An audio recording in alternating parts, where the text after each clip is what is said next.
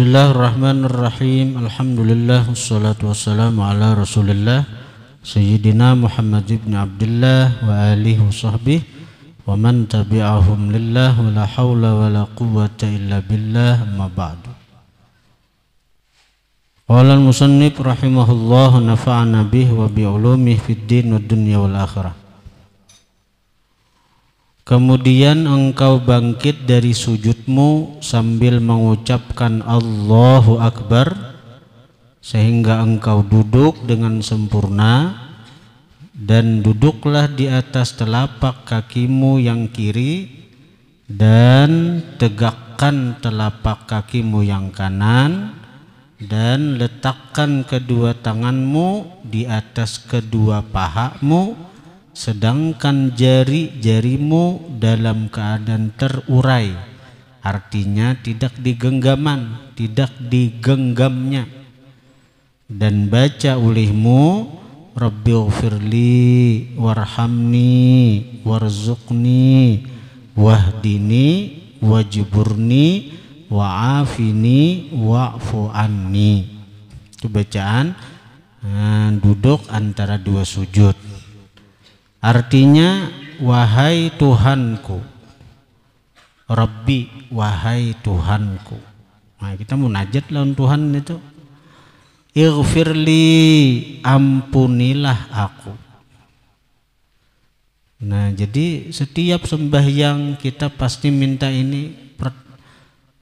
Setiap kita duduk tasyahud, antara dua sujud, ini yang kita baca.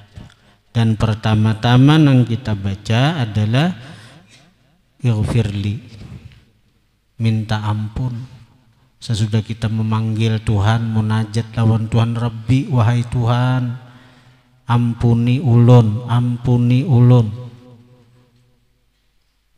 Bila diampuni itu nyaman sudah. Di sini seorang hamba inya menyadari inya banyak dosa.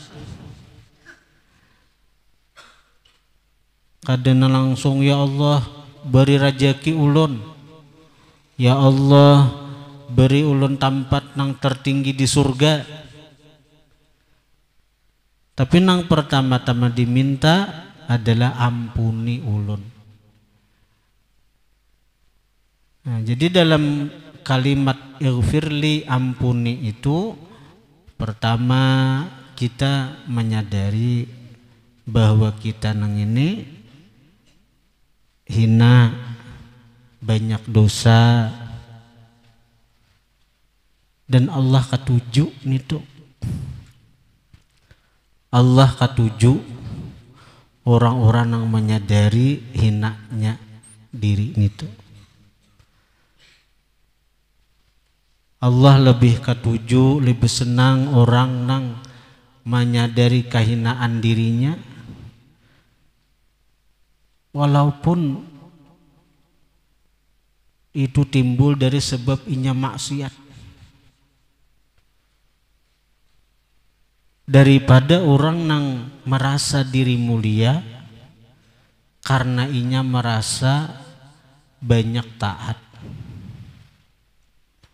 Ada dua orang misalnya, dua orang saikung banyak maksiat, tapi inya merasa menyadari bujur bahwa inya hina. Buktinya inya maksiat nih banyak nih. Nah, itu lebih dicintai Allah daripada seseorang nang taat namun merasa diri mulia. Nang paling dicintai Allah orang tu taat tapi inya kada merasa mulia, malahan inya merasa hina. Itu orang-orang yang paling dicintai Allah Ta'ala tuh. Kalau ada orang yang maksiat merasa hina, itu dicintai Allah daripada orang yang taat tapi merasa mulia. Misalnya ada orang mulai jam 2 malam tahajud sampai subuh belentaknya baca Quran, berzikir, baca dalail misalnya itulah, sampai subuh. Subuhnya ke masjid, subuh ke masjid, jadi imam, bewirid sampai orang beisyraq, kada bulik masih pada langgar masjid nih, sampai jam 7 manduhanya pulang, lalu keluar pada masjid bepapasan lawan orang nang melandau. Nah melandau ini supan ninya, supan. Ya ama aku supan benar lawan orang nang tetamu orang belikan di masjid, aku nih nah melandau subuh sesupan ninya, ada harganya nya, merasa diri supan nih, merasa diri hina tuh tetamu orang nang mulia dan pada pandangannya. Ada nang orang di masjid ini merasa diri mulia, merasa diri hebat. Wah, berdapat orang nama landau subuh, lalu di hatinya meremehkan, di hatinya merendahkan, di hatinya memandang kecil lawan orang nama landau tadi. Tahu disupankan ini dalam hati nih, subuh melandau. Maka di sisi Allah sebenarnya lebih mulia orang yang melandau tadi tapi inya merasa hina daripada orang yang mulai tahajud sampai subuh, sampai bewirid, sampai menduha tapi merasa diri mulia. Dalam kitab Hikam, maksiyatun awrathat dzullan wan kisara khairun min ta'atin awrathat izzan wastikbara. Dalam kitab Hikam itu disebutkan bahwa maksiat yang menumbuhkan perasaan hina, pecah hati itu lebih baik, lebih dicintai kepada Allah daripada taat tapi menumbuhkan perasaan mulia dan menganggap remeh orang lain, sombong terhadap orang lain. Itu kalau di antara nang duan itu.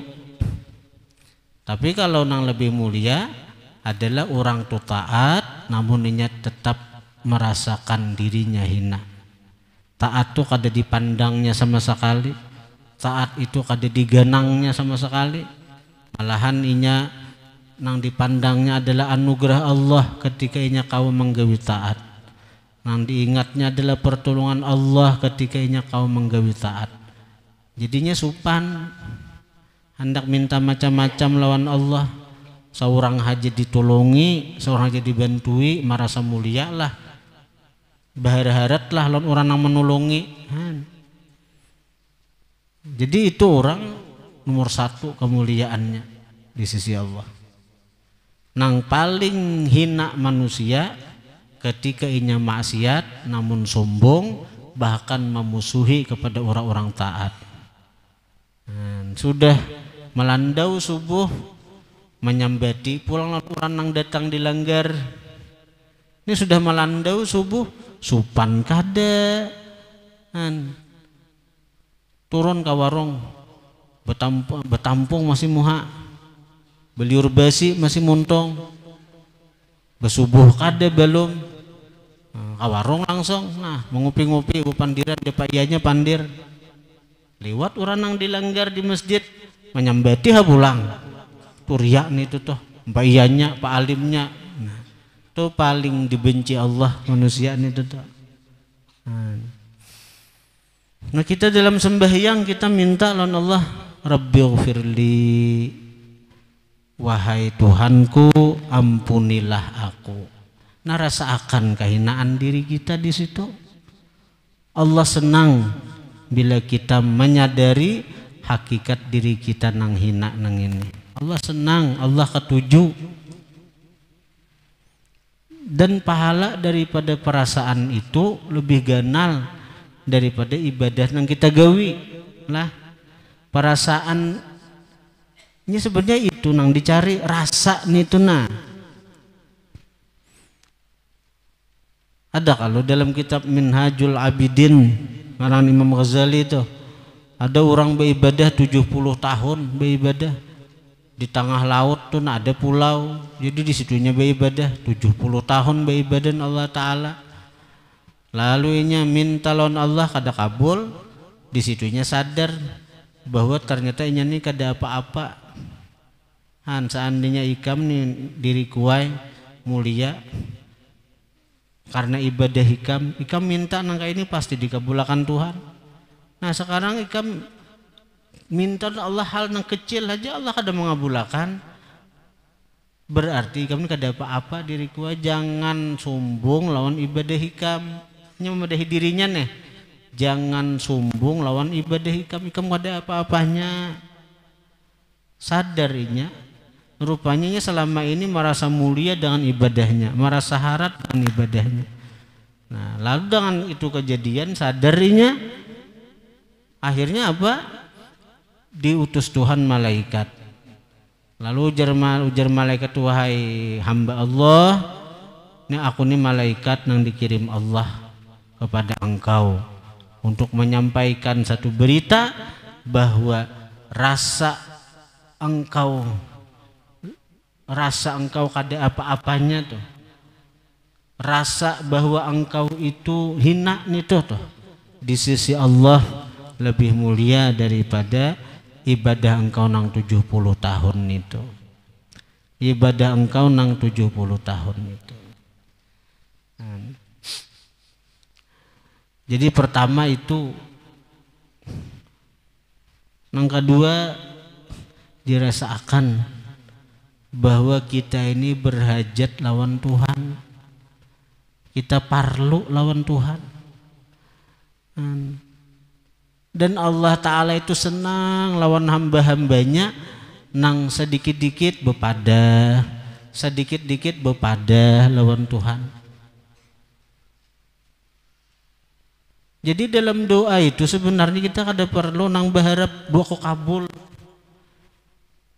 nang doaku itu mustajab. Aduh segini mencari itu, karena kita kawa berdoa itu syukur sudah, diizinakan Tuhan kawa berdoa tuh syukur sudah, dikawa akan Tuhan berdoa tuh syukur sudah. Karena berapa banyak orang nang kada diizinakan Tuhan untuk berdoa.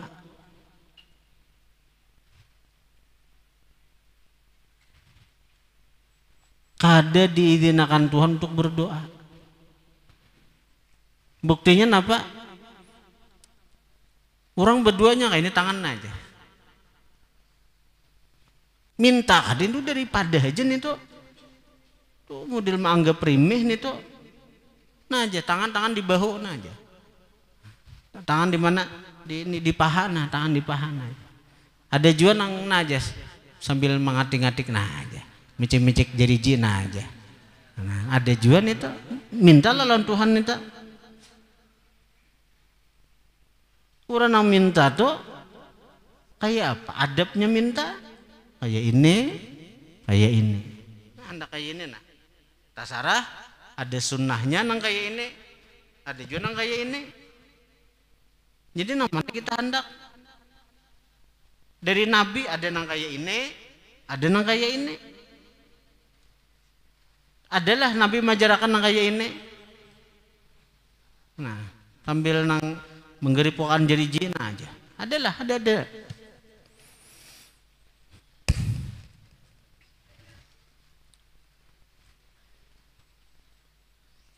Jadi kita berdoa tuh kada usah mikirakan kabul kadanya doa nih. Karena dalam doa itu ada hal-hal nang pahalanya tuh luar biasa, lebih besar daripada ibadah nang kita gawi. Lebih besar daripada ibadah nang kita gawi. Apalagi dengan doa nang itu.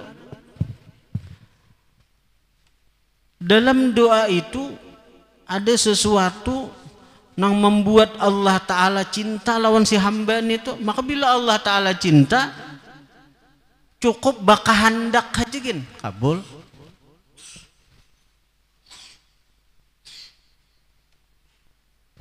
Ada kadang-kadang kita kada minta kada lawan Tuhan, tapi tagaritik di hati hendak ini.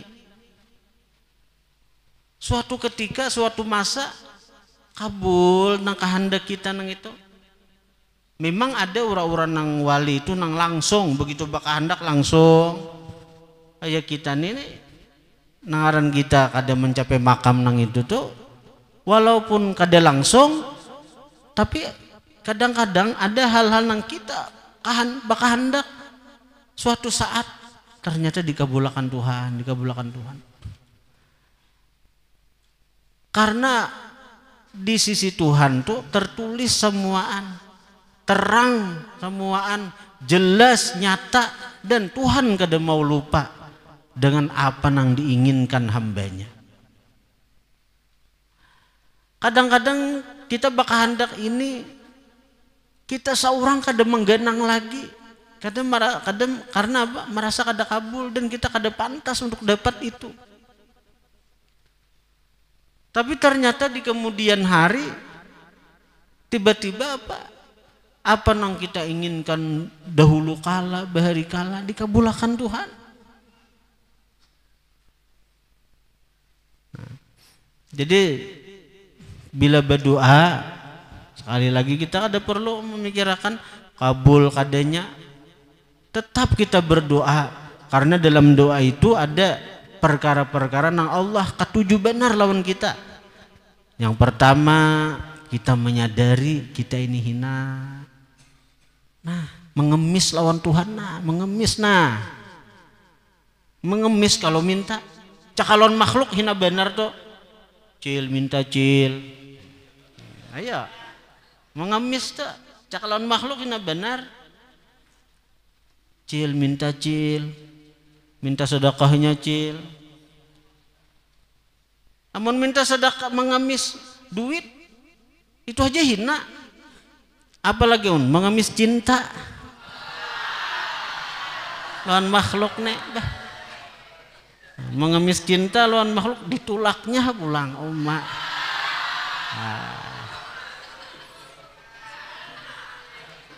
Bisa bergantung di pohon lombok nih nenek.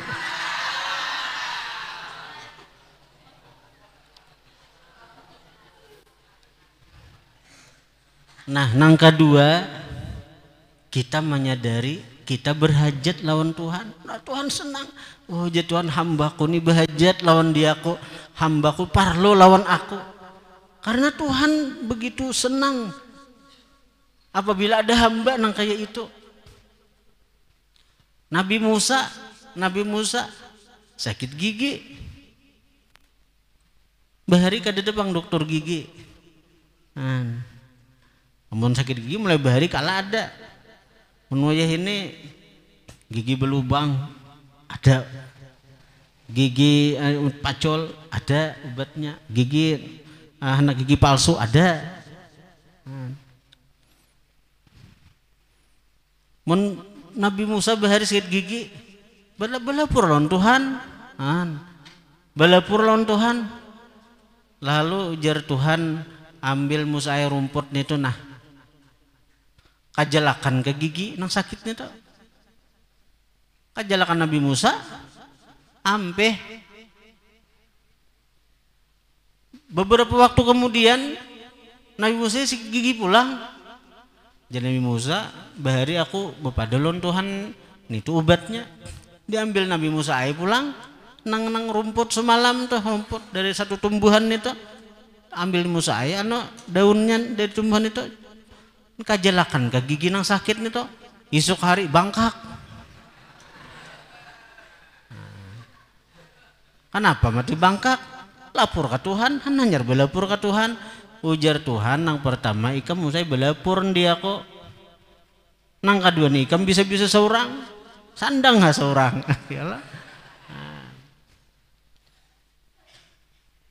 Jangankan Allah Ta'ala, kita nih kan wasilah lawan Allah tuh guru toh, guru.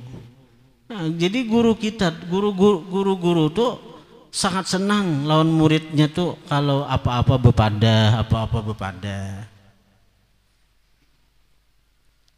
apa-apa bepada lawan sidin. Jangan bisa-bisa seorang. Imbah keluar pada pundok, kada sin padahan, kada sin timbulan hidungnya. Tahu-tahu datang membuat anak.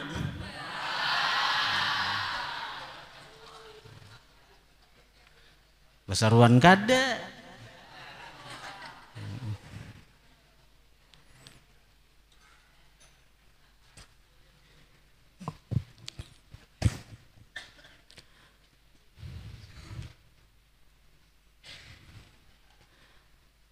Warhamni, dan kasihanilah aku. Warzuqni, berikanlah rizki kepadaku. Wahdini, berikanlah hidayah kepadaku. Wajburni, dan sempurnakan kekuranganku. Wa'afini, dan afiatkan badanku. Nah, pengerang afiat tuh. Afiat itu as-salamah min kulli makruh dunya wa ukhra. Selamat dari nang dibenci baik dunia maupun akhirat. Itu afiat.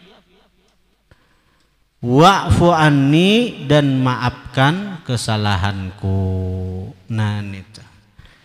Nah, jadi sekali lagi dalam berdoa, apalagi dalam sembahyang, saat kita munajat lawan Tuhan, sangat dekat lawan Tuhan, yang mana sembahyang itu dikatakan as-shalah mi'rajul mu'min, sembahyang itu mi'rajnya orang beriman. Nah, rasa akan dua perkara itu. Nah, apalagi hartan sujud, kan kita bakal sujud kalau lah duduk, ya sujud pulang. Yang pertama, rasa akan hinanya diri kita. Nah, yang kedua, rasa akan bahwa kita begitu berhajat, begitu perlu dengan Allah Subhanahu wa ta'ala.